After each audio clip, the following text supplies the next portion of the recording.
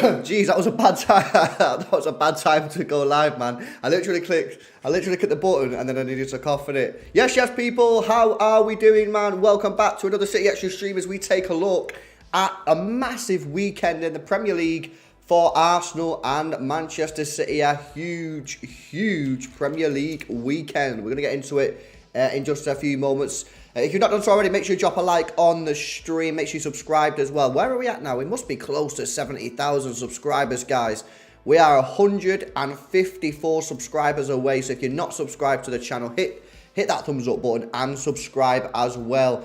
Get us towards 70,000 subscribers. Big up to the guys at Manscaped for sponsoring today's stream. Remember, guys, you can always get 20% off your entire order and free international shipping at manscaped.com using code XTRA20. That's XTRA20, and you know the situation.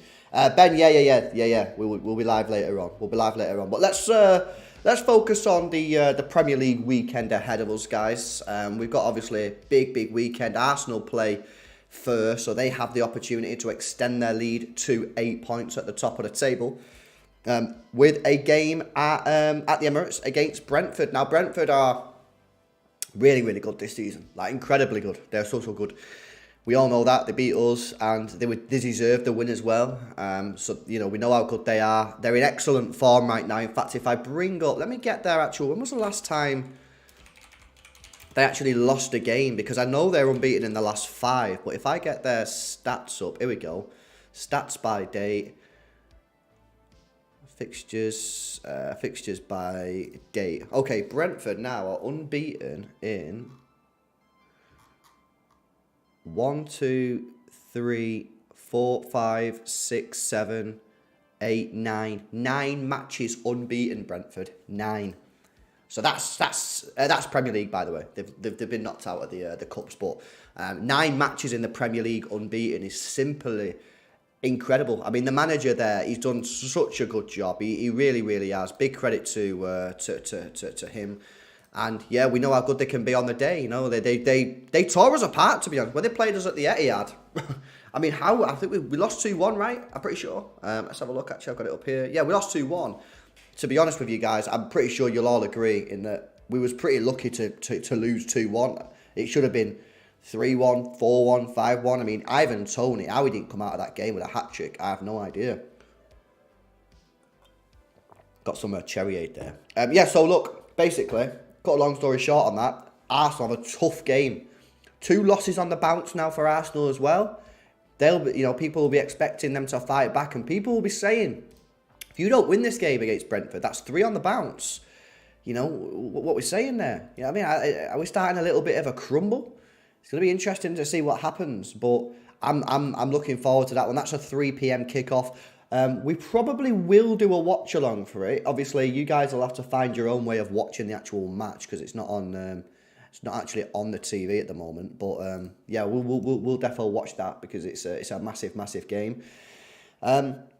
So yeah, huge game. And Thomas Frank, you know, I just think he's a top manager. I really like the way he gets his team to play. I really like the team that they've assembled, the players they've got, the way that they play football at Brentford is really good. So yeah, big game. Big game this weekend. And of course for Arsenal, with them playing before City, they have the opportunity again to extend that lead at the top of the table to 8 points. That's going to be interesting. And by the way, if Arsenal don't win tomorrow, that'll be only 2 wins in their last 5 Premier League games. We're starting to see a little bit of not tomorrow, Saturday, by the way. Is that the start of the crumble? Because this is the thing, right? Everyone's always said, "Oh, Arsenal are gonna have a crumble at some point." Well, they've lost 2 games on the bounce. They've got a tricky game coming up now against Brentford. Let's see what happens.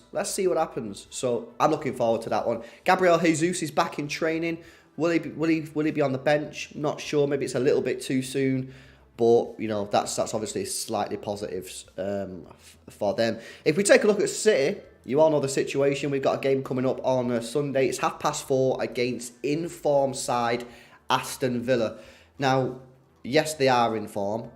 However, they did lose the last game, actually, 4-2 against Leicester, which, you know, when you look at that, you could go, that's a bit weird, because Leicester aren't doing too good this season. But since Unai Emery's come into the side, they've been absolutely brilliant. They really have. It was no surprise to me that as soon as he come in as the manager, they just went straight up the league. He's a fantastic manager. Their recent results: 4-2 loss against Leicester, 1-0 victory against Southampton, 2-1 against Leeds. They drew 1-1 against Wolves.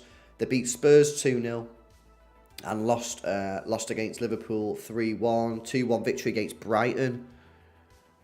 You know, so they're clearly a good side, and my worry about this game, and of course we'll go much more in depth on this sort of thing coming up in the next couple of days when we've got the preview and stuff. But my worry about this is I just think Unai Emery is probably going to sit his team on the edge of the penalty area, low block, say to City, break us down, which we might struggle to do, and then just try and hit us on the break with the pace.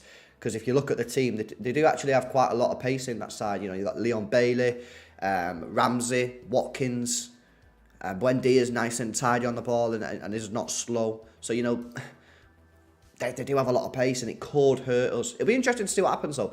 Big up Dave with a $5 donation says, will the same thing always happen? Ivan Toney could have scored against hat-trick against City and drops a stinker against Arsenal. Is my only hope.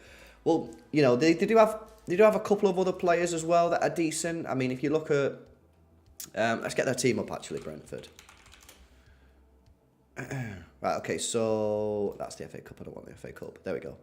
So if you look at their sort of like lineup, you've got Ivan Toney, Visser, who I think's brilliant, really, really like him. And Mbuemo, again, think he's really good. Jensen's a tidy player. On the bench, you've also got some talent there as well. So they're a decent side. They're a very, very good side. They're very much worthy of their place in the top 10. They're currently sitting in 7th position, and a win for them on Saturday. They're going to be getting close to Tottenham. They'll be 3 points behind Tottenham, having played the same amount of games. So it's really, really interesting. This Premier League is a massive, massive weekend again, and you know.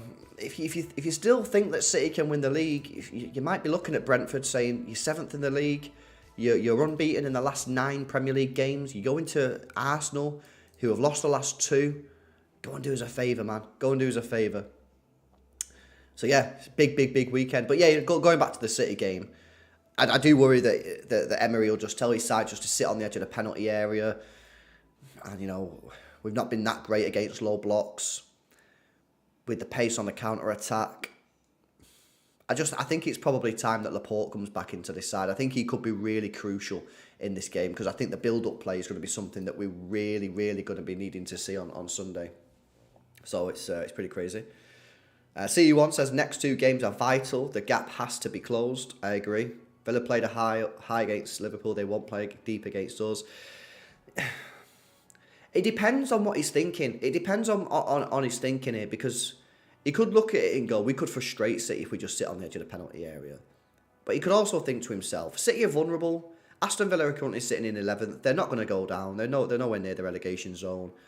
Maybe go and have a go at City. And I don't know. You know, it's really quite difficult at the moment because on one hand I'm like, come at us. But then if we don't have the players at the back to be able to build up from the back. It might not actually be all that good. It might not be all that good. Is this the game for Diaz to come back in? Well, actually, Johnny, I think this is the game for Laporte to come back in. More so than Diaz, in my opinion. But you know my thoughts. I want to see Diaz and Laporte in there. I want us to go back to that. But right now, Akanji, mate. I don't know what Akanji's done. Maybe that's a bit unfair, actually, because he's actually not that bad. And he's played quite well this season. But Pep Guardiola just will not drop Akanji. He just loves Akanji. So I think Akanji will play, and I think we'll probably go for the similar... It wouldn't surprise me, you know, if he just full sent the same back 4. Because if you think about the Tottenham game, they actually did quite well. Walker, Akanji, Ake and Rico Lewis, they actually did all right.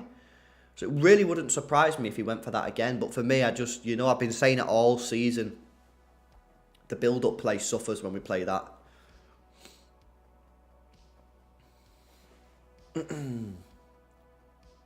You want Diaz to play, says Megan. I don't think I'd be opposed to Akanji and Laporte. That's a solid back line. I think Akanji and Laporte is decent. I actually think that Akanji's better on the ball than Diaz. He's faster than Diaz. But obviously Diaz has other strengths. He's better. He's a better defender and he's a leader, which Akanji isn't. But I'd be quite happy for that. I've no problem with Akanji and Laporte. I just think you have to get Laporte back into that side.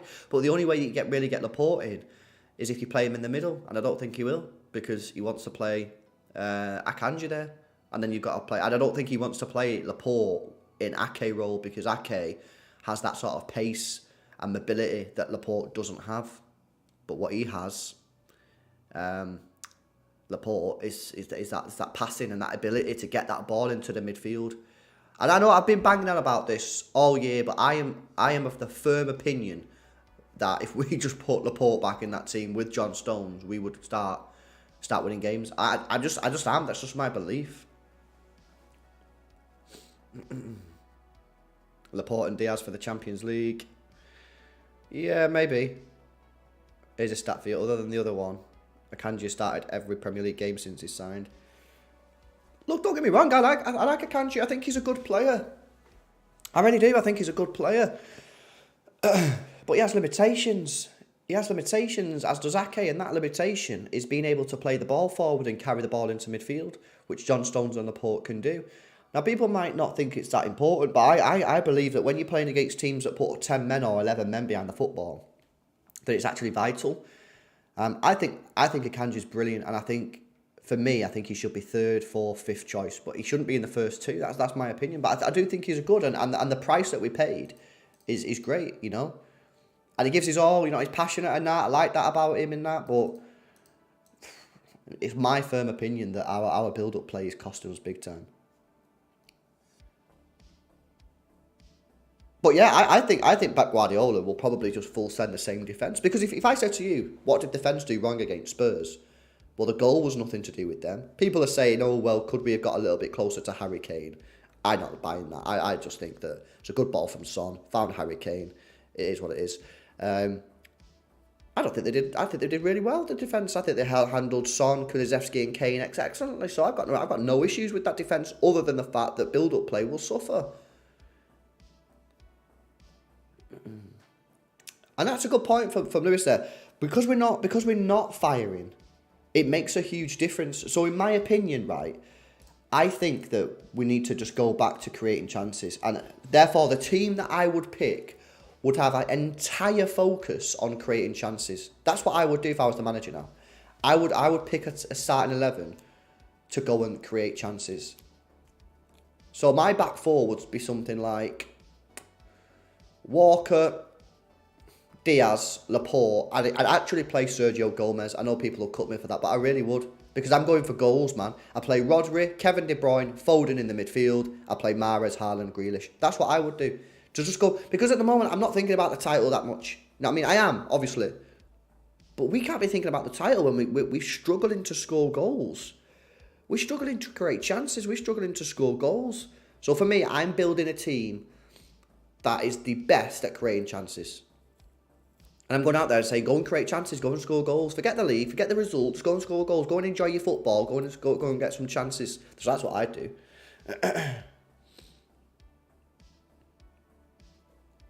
Yeah, entwined, you know what? I really would. Look, don't get me wrong, I think Gomez needs to leave at the end of the season. I don't think he's good enough. But right now, I think this team has to get back to creating chances and getting into some form of scoring goals.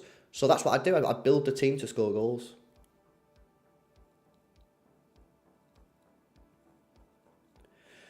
The problem with that, Lavish, a lot of people say, oh, would you rather have Grealish in the midfield or Foden? Okay, so it's a great question, and I think there are pros and cons for both.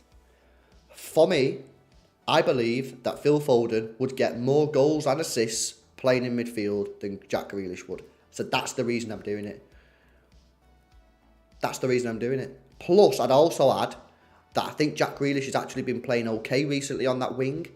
And I wouldn't want to, as soon as he starts getting him into form, putting him in a brand new position when we need to score and create chances. What about if it took him 5, 6, 10 games to get going in the midfield? Then people would be like, oh, he's crap in midfield. You know what I mean? Then his confidence is gone again. I just personally wouldn't risk messing up this period of decent form for Grealish by moving his position. So I'd keep him on the wing.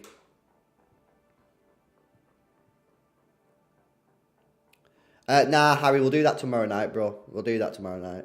Or Saturday night, probably. I don't know. But yeah, I'd get Phil Foden in that midfield, and I'd say, go on, lad. Go and create me some chances. Have a couple shots on goal, you know. I seriously would. And I'd put him in that midfield and see what he's about. And I know Grealish could do well in that midfield. I'm not saying that Grealish wouldn't do good. But again, I'm looking at who's going to create me the most chances. Who's going to get me the most chances and score the most goals. I have no doubt in my mind that that person is Phil Foden.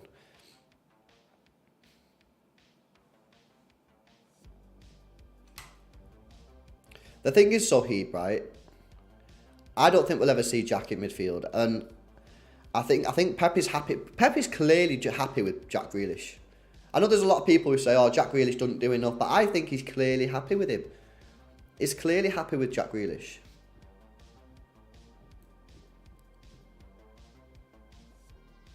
Well, actually, Taj, that stuff on James Maddison has actually been. We've stepped back from that now. We've said, "Oh, actually, that ain't true." So it doesn't look like we are getting Maddison. You know what, though? I genuinely believe that at some point soon, we're going to see Phil Foden in the midfield. I'm getting a mad vibe about Phil Foden. I said it this morning. I tweeted it before. I'm getting a big energy from the gods above about Phil Foden. I have a firm belief right now that when Phil Foden comes back, he's going to start cooking. It's going to be MasterChef with Phil Foden. I don't know why. You know, sometimes I get these feelings, and I just got it. I've got it big about Foden. And I'm like, this guy's going to do bits, and I think he's going to be given a go in midfield, because why not? You know, look at us guys. Look at the way we're playing right now. You might as well try it. He played there his whole career as a kid, going up for the academy. Give him a go. What's the worst that could happen? Now, Bernardo wants to leave anyway. Gundogan's still not signed a new contract. He's the only midfielder that we've got other than Kevin De Bruyne that actually wants to be at this club. Give him a chance. Give him a chance. But you've got to accept that it might not click from straight away. He's not played in that position properly since he was a kid. Since he was 16, 17 in the academy. Or whatever age he was. Look, some more stuff to talk about. But before we do, I want to say massive shout out to the guys at Manscaped. Guys, time to get the vegetables out in the chat. 85% of partners prefer a man who is groomed below the waist, and 96% of partners think bad grooming is a major turn-off. That's where Manscaped have come in to help us all out, including myself, lads. The Lawnmower 4.0 is a trimmer specifically designed with our crown jewels in mind. It has skin-safe technology to reduce those nicks and cuts and gives you the maximum confidence while trimming below the waist. It's also IPX7 waterproof rated, so you can operate in wet or dry conditions. It has a premium 7,000 RPM motor with quiet stroke technology and a massive 90-minute battery time, which is supported by its wireless electromagnetic charging function. With the Performance Package 4.0, you'll get the Crop Reviver with witch hazel and powerful odor defense. This keeps your balls protected after a good shave. Odor defense. Crop Preserver with its soothing aloe vera and advanced quick absorbing cream, keeping your balls feeling fresh and hydrated. And the Weed Whacker to trim ear and nose hair. The Performance Package 4.0 has everything you need to keep you the most groomed man in the room. Use our code XTRA20 XTRA20 at checkout and you'll save yourself 20% off your order and receive free 20% international shipping. Free shipping.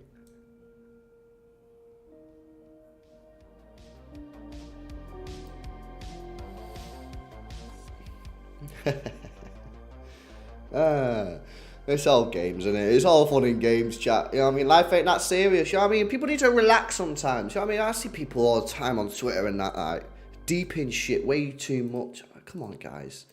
Life is simulation anyway. Well, you know, why are people doing this? So yeah, that's that. That's for Arsenal and City. Let's have a look at what else is going on in the league. Let me just turn that down a little bit. Let's have a look what else is going on in the league this weekend, because last weekend I had no idea what was going on.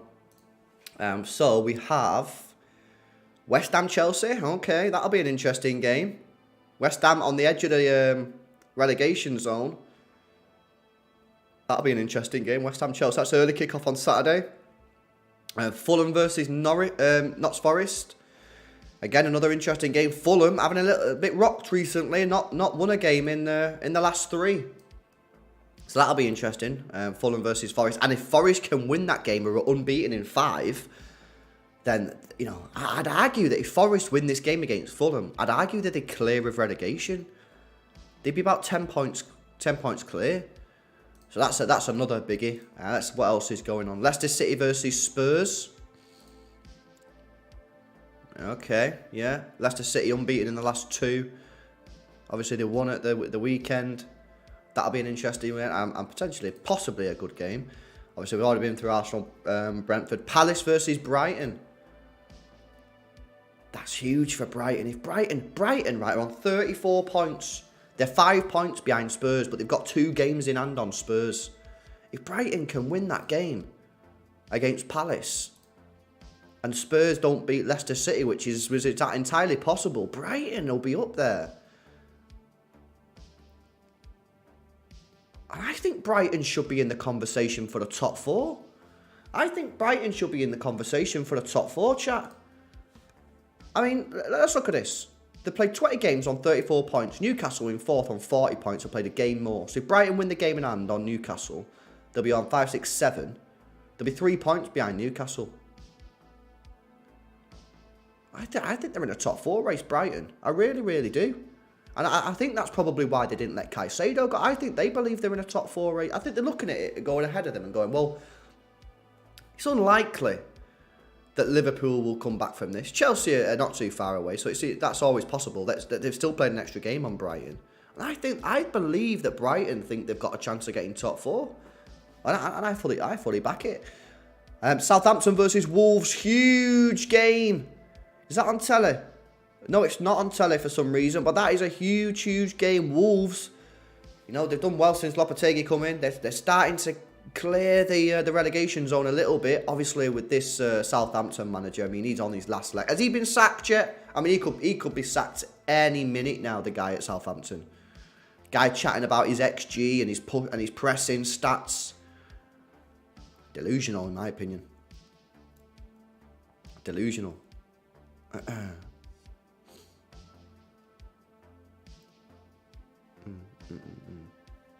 Let's have a look what else is going on. Yeah, so big game there for Southampton. Let's have a look what else is happening. Bournemouth versus Newcastle.